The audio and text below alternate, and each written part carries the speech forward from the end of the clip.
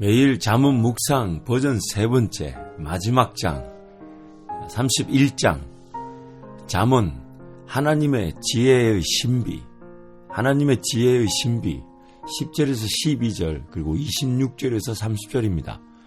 누가 유능한 아내를 맡겠느냐? 그 값은 진주보다 더 뛰어나다. 남편은 진심으로 아내를 믿으며 가난을 모르고 산다. 그의 아내는 살아있는 동안 오직 선행으로 남편을 도우며 해를 입히는 일이 없다. 26절부터 30절입니다. 입만 열면 지혜가 저절로 나오고 혀만 움직이면 상냥한 교훈이 쏟아져 나온다. 집안일을 두루 살펴보고 일하지 않고 얻은 양식은 먹는 법이 없다. 자식들도 모두 일어나서 어머니 업적을 찬양하고 남편도 아내를 칭찬하여 이르기를 덕을 끼치는 여자들은 많이 있으나 당신이 모든 여자 가운데 으뜸이요 한다. 고운 것도 거짓되고 아름다운 것도 헛되지만 주님을 경외하는 여자는 칭찬을 받는다. 잠언 31장 우리가 잘 아는 대로 현숙한 여인, 지혜로운 여인에 대한 말씀입니다. 지혜로운 완벽한 어머니, 완벽한 부인. 아마 듣는 모든 여인들은 다 부담스러울 겁니다. 그렇다면 이 잠언의 마지막 장 31장에서 서두에 조금 지혜로운 왕에 대해서 어떤 남성상에 대한 지혜, 그리고 지혜로운 여인, 즉 현숙한 여인, 어머니, 부인에 대한 말씀을 결론적으로 막 제시하고 있는 것처럼 보입니다. 어떻게 받아들이면 좋을까요? 하나님의 말씀은 최고치의 목표를 지향하고 있고 하나님께서는 그 최고치의 목표를 향해 우리를 이끌어가기를 원하십니다. 그래서 사람이 누릴 수 있는 최고의 지혜가 무엇인지를 이 잠언에서 잠언식으로 표현하는 겁니다. 이걸 구약식 표현이라고 그러죠. 즉 신약에서 나타날 예수 그리스도와 성령의 모형, 예표, 그림자라고 봐야 됩니다. 신약의 그리스도와 성령으로 인해 주어지게 될 지혜의 최고 목표 내용을 예수 그리스도가 오시기 이전의 구약에서 어떤 식으로 이해하며 봐야 되는가를 잠언이 말씀하고 있는 것입니다. 성령 하나님 의지하게 되면 잠언이 말하는 지혜로운 왕과 지혜로운 여인의 수준, 그걸 훨씬 넘어선 지혜와 지식. 그래서 빌립보서 3장에서 사도 바울은 그렇게 표현하죠. 모든 것을 배설물로 해로 여기는 것은 예수 그리스도를 아는 지식이 가장 고상하기 때문이다. 다 버린다고 하죠. 그러므로 모든 지혜와 지식은 다 예수 그리스도를 지향하고 있고 예수 그리스도 오시기 전에 구약에 그런 하나님께서 백성들과 동행하시며 그들에게 그 지혜를 설명하실 때에 이 잠언이 예수 그리스도의 모형, 예표, 그림자로 그 지혜의 말씀을 전하고 있는 것입니다. 타락한 인생에게 필요한 지혜와 지식을 말하는 것이기 때문에 최고의 목표점이기도 하지만 타락한 죄인됨으로는 결코 이루지 못할 불가능한 목표이기도 합니다. 더 나은 지혜와 지식이 있다는 그 수준을 넘어서서 현재의 삶에서 있어야 하는 지혜와 지식도 부족하고 모자라다는 것입니다. 더 나은 지식, 더 나은 지혜도 있고 그러나 현재 우리의 삶을 살아가는데 지혜와 지식도 부족하고 모자라다는 것이죠. 결국 모든 죄인은 구약의 말씀, 잠언의 말씀을 통해 자신들의 연약함과 부족함과 어리석음을 깨닫고 하나님 은혜를 구하게 만들어 주는 것입니다. 잠언의 말씀을 대하면서 하나님께서 우리에게 베푸실 지혜를 기대하며 또한 우리 자신들의 미약과 연약과 부족을 인식하여 하나님을 두려워하게 되는 것, 이것이 잠언이 목적하는 바이며 또 결론인 것입니다.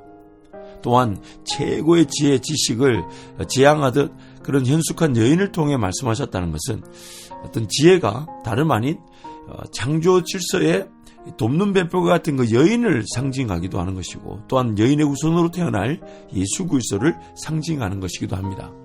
또한 최고의 목표된 지향점을 제시함으로써 성령 하나님과 동행하는 하나님의 백성들이 이르게 될 지혜의 최고점도 설명이 되지만 두 번째로 우리의 연약함, 부족함, 우리의 그런 모자람, 제약됨을 발견하는 그런 기준이 되기도 하죠.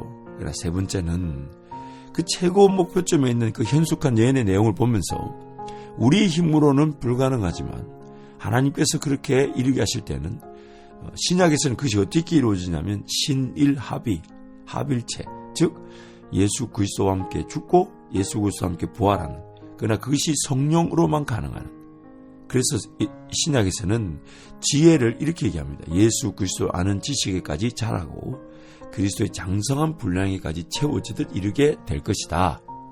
예수 그리스도와의 연합적 차원에서 그 지혜와 지식이 이루어진다는 것을 말씀하는 것입니다. 지난 3개월 동안 잠언 묵상의 은혜를 주신 하나님께 모든 감사와 영광 올려드립니다. 물론 지나고 보니까 참 많이 부족했고 또 많이 아쉬운 점도 있습니다. 다음에 기회가 있다면 좀 더 내용을 다듬어서 더 귀한 말씀을 좀 더 나눌 수 있을 것 같아요. 아울러 3개월 동안 또 청취해 주신 모든 우리 분들께 진심으로 감사드립니다. 정말 제 인간적 실력과 능력으로 감당될 수도 심지어 계획할 수도 없는 사역이었습니다. 단지 그냥 마음에 감동이 있었던 것은 제가 잠언을 한 달에 한 번 정도 이렇게 늘 읽어왔기 때문에, 하루에 한 장씩 읽어왔기 때문에 읽으면서 그때그때 묵상을 조금씩 기록하기도 했지만 언젠가는 한번 잠언 묵상을 좀 더 체계적으로 해야겠다는 그 다짐이 잠언을 읽으면서 생겼던 것 같습니다. 하나님께서 말씀 읽는 저에게 주셨던 거죠. 그리고 하나님께서 그것을 기억해 주시고 지난 10월부터 3개월 동안 매월 한 번씩 이렇게 잠언을 묵상을 수 있도록 하나님 은혜를 주신 것 같습니다. 정말 하나님 은혜입니다. 제가 너무 강단해서 목사가 힘들었다는 얘기를 자주 한다고 제 아내가 조금 너무한 거 아니냐라고 얘기하기 하는데, 사실 정말 하나님 은혜가 아니면 계획할 수 없는 일이었습니다. 제가 또 제 나름대로 공부도 해야 되고 또 목회도 해야 되고 연말 사이트 준비해야 되고 또 코로나 사태로 인한 대처도 필요한데 또 특별 새벽기도 40일 같이 이렇게 진행이 되면서 정말 이게 가능할까?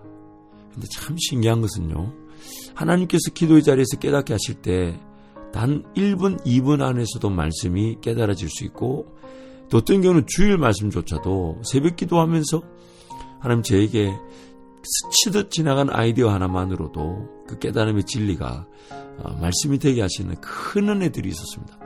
그래서 이번에 잠언 묵상을 하면서 또 제 남은 학기 박사과정 공부를 또 마무리하면서 또 특별 새벽기도 말씀을 준비하면서 또한 주일 말씀을 또 준비하면서 그런 하나님의 그런 특별한 지혜와 지식 그리고 효율의 대가, 제가 하면 아마 10시간, 20시간이 걸려도 잘 안 될 일을 하나님은 1, 2분 안에도 하실 수 있다는 것을 다시금 절감하는 제 나름대로 행복한 시간이었습니다.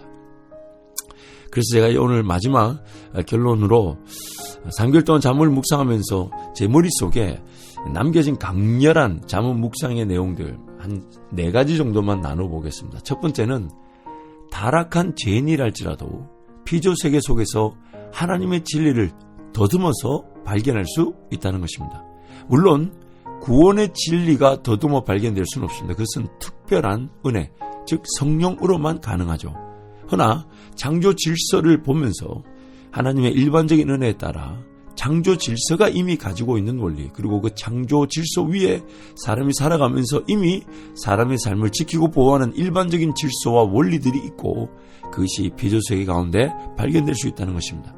그래서 일반 리더십이나 혹은 세상을 살아가는 방식은 정말 하나님께서 그 창조세계 질서, 마치 비가 내릴 때 심어야 되고 비가 안 올 때 추수해야 되는 그런 간단한 법칙에서부터 깊은 삶의 원리까지 창조세계에서 그것이 발견될 수 있도록 하나님 만들어 두셨고, 인류가 제 가운데서도 그런 질서들을 발견해내면서 이게 부흥하지만 또 한편으로는 또 지나친 난개발로 자연을 손상시키는 그런 안타까운 일도 함께 일어나고 있죠. 그래서 하나님의 진리가 피조세계 속에서 더듬어서 발견될 수 있다는 것입니다. 두 번째는 균형을 갖추지 못하여서 극단적 위험에 처해질 수 있다는 것입니다. 그래서 예를 들면 물질을 가질 수 있지만 교만해질 수 있다. 그렇기 때문에 차라리 가난해도 겸손한 것이 낫다. 근데 우리는 뭘 바랍니까? 부자가 돼도 교만이 아니라 겸손한, 즉 겸손한 부자가 되길 바라죠. 하지만 타락한 본성으로 인해 그것이 쉽지 않다는 것입니다. 세 번째는 고려되어져야 되며 고려해야만 하는 지혜들이 무궁무진하다는 겁니다. 그렇기 때문에 이 정도는 충분하다, 이제 이 정도면 어느 정도 살만하다, 되었다라고 말할 수 있는 인생의 순간은 없다는 거예요. 지혜가 필요하다면 반드시 그 지혜를 발견하게 되지만 그 지혜에 따라 살아가면서 풍성한 삶을 누리더라도 더 귀하고 풍성한 삶의 지혜가 있다는 것을 잊지 말아야 한다는 것입니다. 고려해야만 하는 지혜도 있지만 고려되어져야 되는 지혜도 있고 더 풍성한 삶을 누리게 한 지혜, 그래서 삶은 창조되었을 때부터 그 하나님의 음성, 하나님의 인도하심, 즉 하나님의 지혜를 듣고 그래서 그 들어가는 과정 속에 사람은 더 성숙하게 되고 시야가 넓어지게 되고